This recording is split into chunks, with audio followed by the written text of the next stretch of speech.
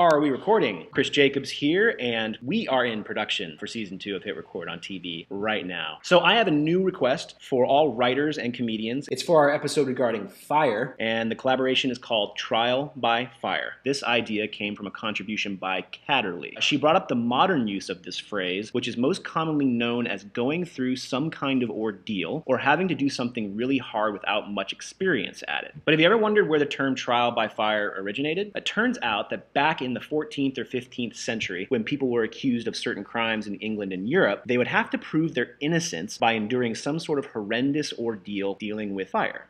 That's the connection to the episode. This would happen for things as small as petty theft and general drunkenness, or as absurd and big as witchcraft. So, most famously, if you were a witch, you could use your demonic powers to save yourself. Innocent people wouldn't have the option, of course, so they would be burned alive. If you died, you were innocent. But if you survived, you were guilty as a witch and put to death anyway. Catch 22. So, of course, we thought this concept of completely illogical medieval trials could be a great premise for a comedy sketch.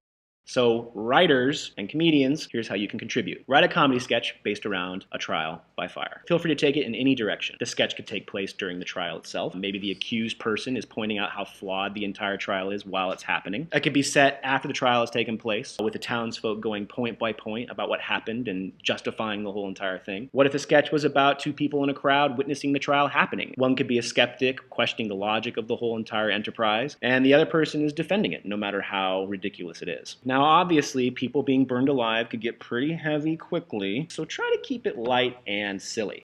Our resident Englishman, Edward IX, says that fans of Monty Python might enjoy this sketch. In Life of Brian, if you know it, there's a scene where they stone someone for saying Jehovah, and in the course of the stoning, everyone ends up saying Jehovah, and everyone ends up getting stoned, and it's pretty funny and pretty silly, so maybe something along these lines.